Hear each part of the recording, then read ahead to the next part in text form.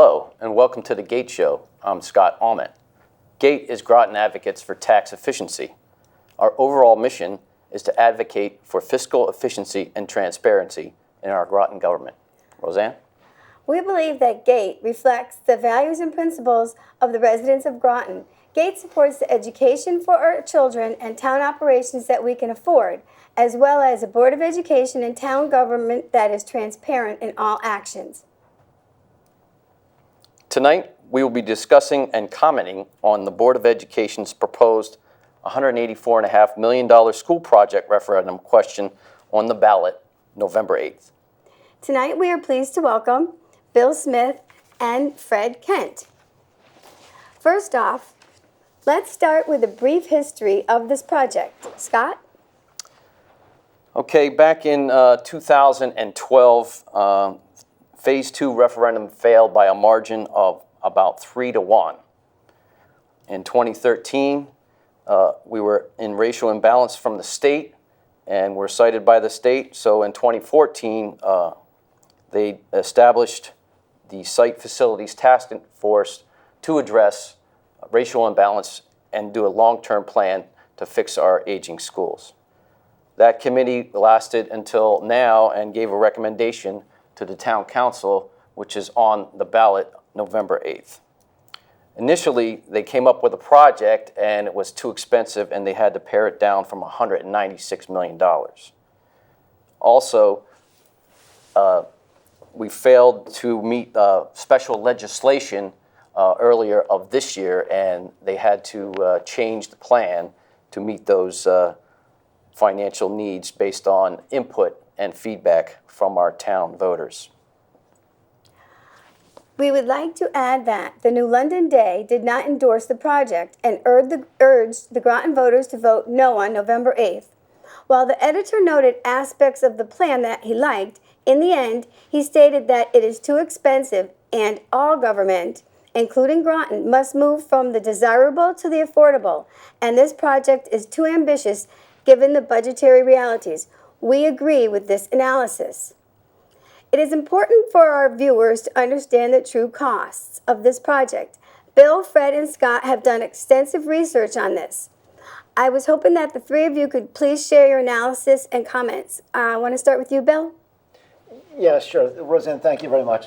So a couple of things, folks. So on November 8th, you'll see a referendum asking you to vote yes or no on a $184.5 million vote. The overall cost to the Groton taxpayer will be $84 million. And that will be paid for over the next 25 years. And so right now, the average house value in Groton is about $224,000. The average household pays about $3,400 a year in property taxes. And it's not just household. Your property tax is going to affect your business property. It'll affect your vehicle. So if you look at what this proposal is going to be, the average is taking our current mill rate. So our current real mill rate is 21.73 mils. The average mill rate over the next 25 years is 1.24.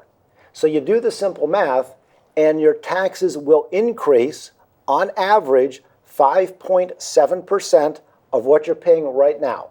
So that is how the math will work. And so we think about the debt load of Groton presently. We think about a shrinking tax base. Our grand list has declined. We look at the fact that as a town, we're paying about 5% servicing our current debt. We're now asking the town people to take on $84 million, and we're asking the state to pony up the other $100 million. And there's a great deal of questions regarding that. The state, as people are well aware, has actually been paring back their support to the town of Groton. So there's many things we want to do as a people of Groton. We want great schools. We want employment. We want economic development. We want a wonderful retirement community. And they call economics the dismal science. You can't do it all. Let's be prudent and smart and spend our money wisely. That's the best thing we can do for people. who living here today, as well as for our children and grandchildren who do not want to be overburdened with taxes, that this particular proposal will burden them for decades to come. Thank you. Fred?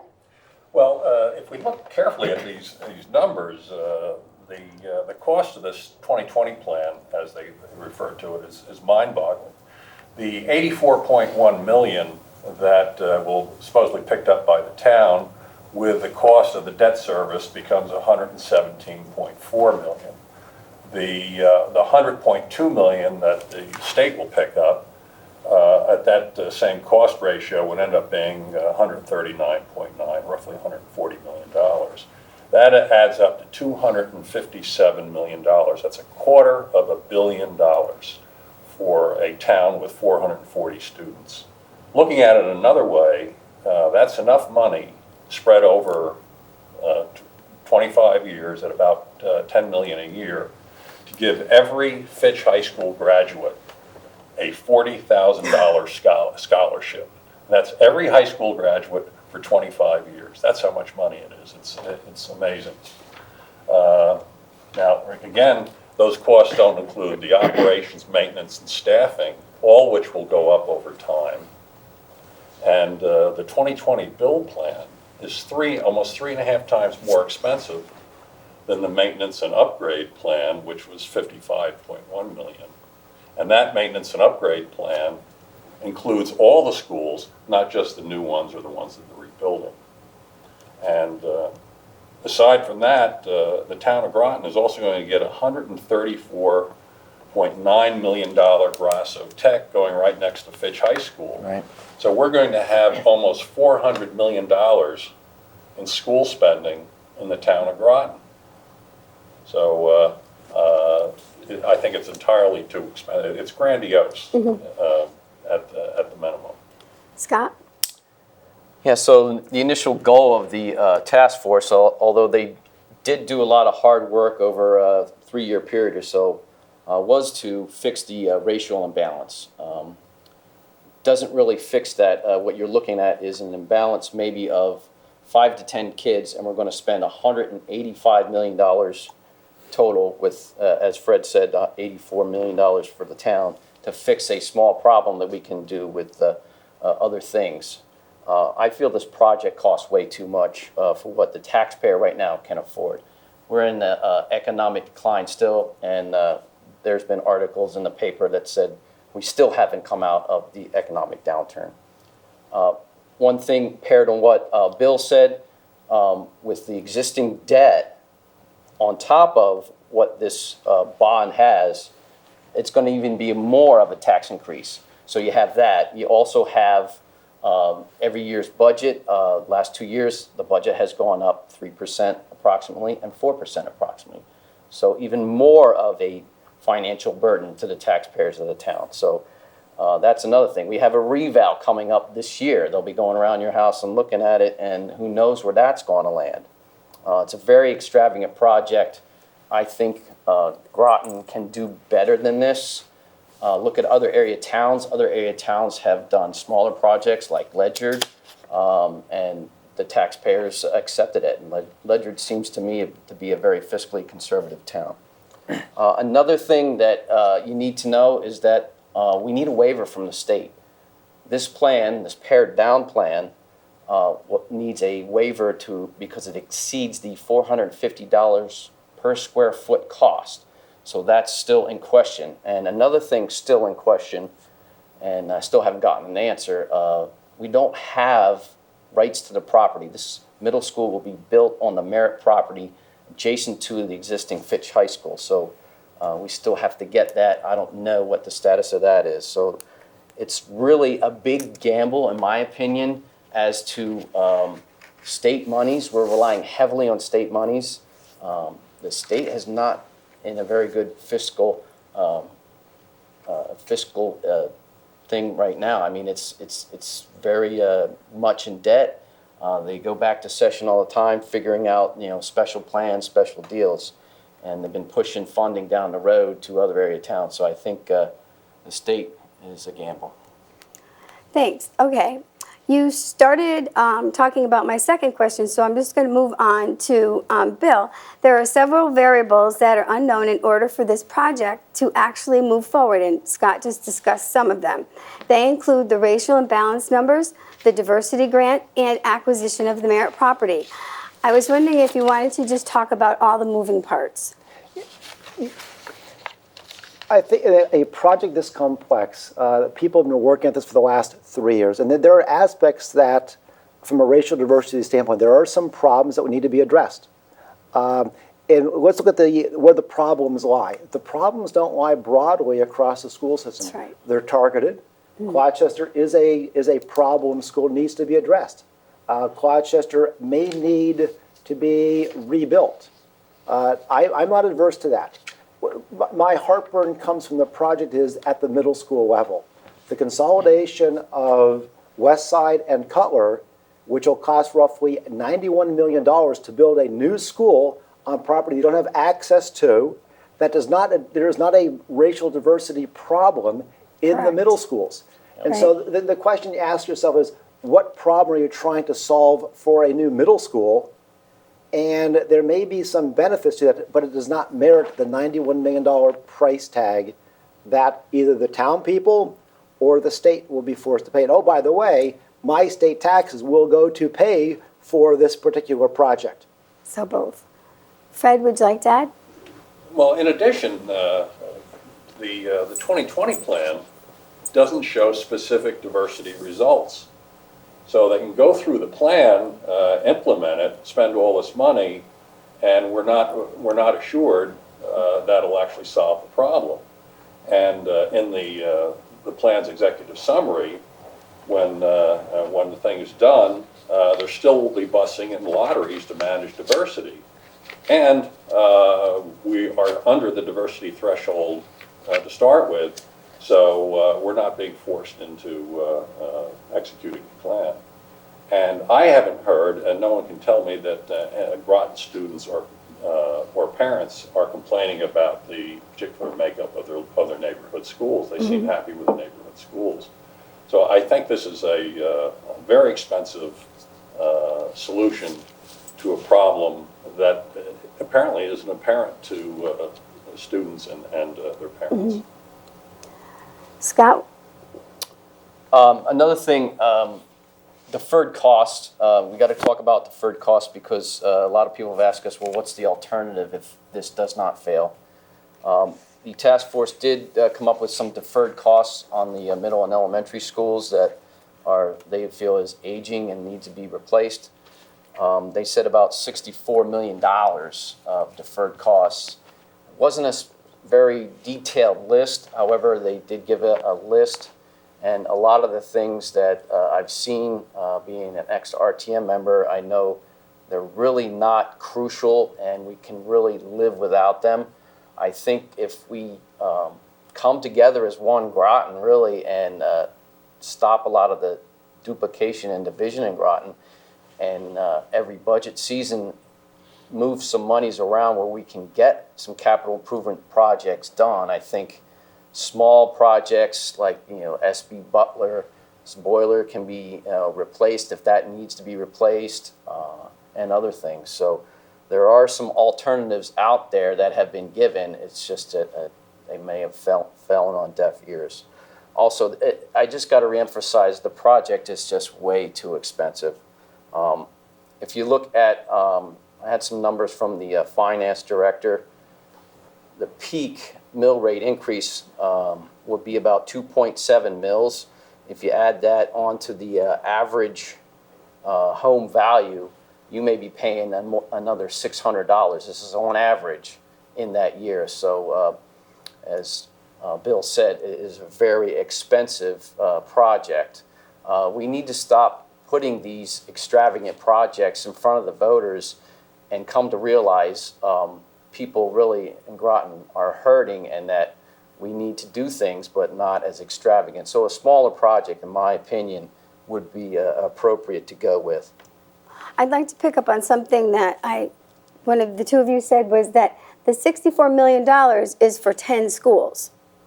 So that's a number that they're throwing out there, I believe, to scare us. 84 versus 64, but it's for all 10 schools.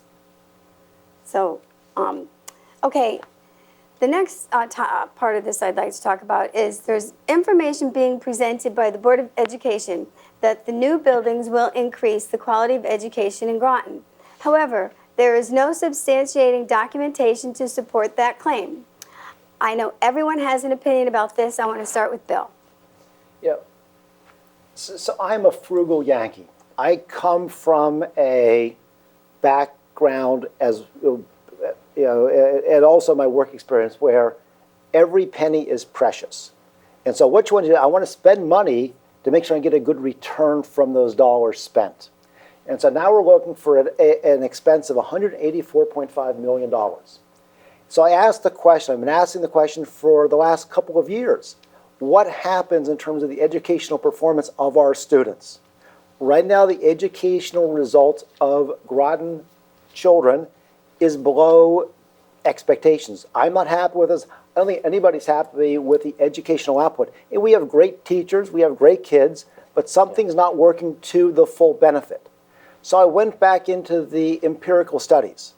And the question is, do new school buildings help improve student performance? And what's the documentation? There's essentially been a new study. There's a great magazine called The Economist. Wonderful magazine, issued back in June of this year.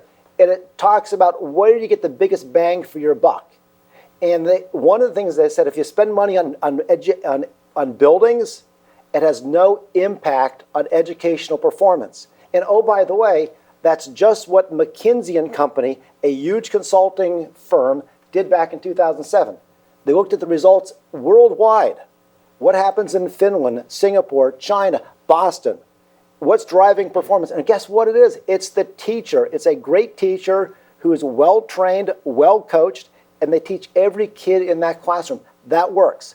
Buildings don't work. So before somebody asks me to spend all of my tax dollars, give me a program that works to address the problem at hand, which is how do we get our kids better educated to address the new jobs for the 21st century. Fred? Oh, thanks, Roseanne. As a matter of fact, I attended the September 26th Board of Education meeting, and there were many presentations exploring ways to improve educational results. And they went through the elementary schools, middle schools, and Fitch High School. In over an hour of presentations and slideshows, not one educator mentioned school facilities as a problem or solution to poor educational results. The 2020 plan includes no measurable educational performance improvements. So what happens when the new buildings go up and education doesn't improve? Who's held accountable other than the taxpayer? Well, a good point to add here is that in Groton currently, the most recent CMT data shows that Claude Chester, an older school, outperforms Catherine Kalinowski, a newer school, or a new school. Scott? Thank you, Roseanne. It's good to point out that the enrollment in the last 10 years in Groton has gone down almost 20%. So we are a shrinking town. Also, people like to say, well, we get technology out of this expansion project, and it really does not address that. So if you think you're going to get, technology, well, you can get it through other means. You don't have to spend $185 million to get better technology. That's really with the school board, not the buildings and the task force. So that's about it. Okay. At the end of this show, we would like to have our comments, but before I start our comments, is there anything else anybody would like to add, any points you didn't get in? Well, actually, the enrollments have declined 22% since 2002. Yes, yes. And That's on incredible. top of that, the magnet schools and non-public schools are increasingly drawing students away from Groton. And I think this one of the problems that this massive building program will create is it will divert the Board of Education, superintendent, and other people's attention away from curriculum and focused on the shiny object of school construction. And additionally, I think we need to be wary of loss of state aid due to the recent Superior Court funding decision. So there's a lot of variables that need to be resolved, and frankly, I don't see a lot of quantification of benefits. Bill? Yeah, if I may, so a couple of things. One of which is, let's spend money to address the issue. If the issue is how do you improve education performance, let's put our energies against that. We know empirically that building projects do not improve performance. What we're trying to do now is we're trying to fix a problem that doesn't exist, and you're handcuffing your residents over the next 25 years with this added cost. If something goes tilt, if you need a new sewage pump somewhere, roads need to be repaired, your margin of error is incredibly thin. Right now we spend over 5% of our budget. So right now our town budget is $121 million a year. 5% services our current debt. With this new project, you're going to be adding roughly another $5 million per year, and you're at about a 10% of all of your budget is going to address your debt levels. And that's pretty much the town limit in per the town charter. So yeah, if you want to go above that, you have to have the town council vote on it. We have to change its charter. Exactly. So there are some issues that I have. Again, I think that you have great opportunity in Groton. You need a strong educational system. I'm not arguing against that. I actually am an advocate for that. But let's be smart and prudent and sensible how we spend our dollars. Scott? We have great teachers and great students in Groton, and we really want to help them, but I just think this would burden the taxpayers too much. So the state really, we're relying heavily on the state, very heavily on the state. I don't think the state has been that good to southeastern Connecticut. You can ask New London and Ledyard how their school projects are. I believe Ledyard, their project, at the end of this past fiscal year got pushed out, and even though they decided to fund all of it themselves. So, Okay. So we're going to start our comments, and I'll go first. And, okay. I urge the voters of Groton to vote no on November 8th to the school project. Groton must fund projects based not on what we wish we had, but on the dollars we actually have available to spend. I also understand that money does need to be spent on the schools and would support smaller projects such as replacing portable classrooms with small classroom additions, as well as replacing the boiler at Westside, just for 2 examples. Regarding the racial imbalance, there are other possibilities in order for the schools to be in balance. Reconfiguring 4 of the elementary schools to be a sister school scenario is just one. Again, I urge the Groton voters to vote no. Bill? Yeah, you think about the households that will have to pay for this tax burden. And so last year the taxes went up 3.7%. If this goes through, you have another tax overlay. You know, Scott mentioned the fact that the household income of residents of Groton has not increased. It's been maybe 1 or 2% per year. And so with this tax increase, it's going to compress the amount of disposable income people have to do things like run their lives, pay for education. There's also the business aspect. So if I own a business, I'm going to be taxed on the property that my business needs to run. Mm-hmm. And so I'm going to be paying that from a property tax standpoint, you know, as a business owner. I'm going to increase my prices to cover to deliver my profit. So the residents of Groton who have less disposable income because their taxes increased will go to a business, maybe it's a new business, maybe it's SIFT, wonderful business. All this new equipment, they're paying taxes on that.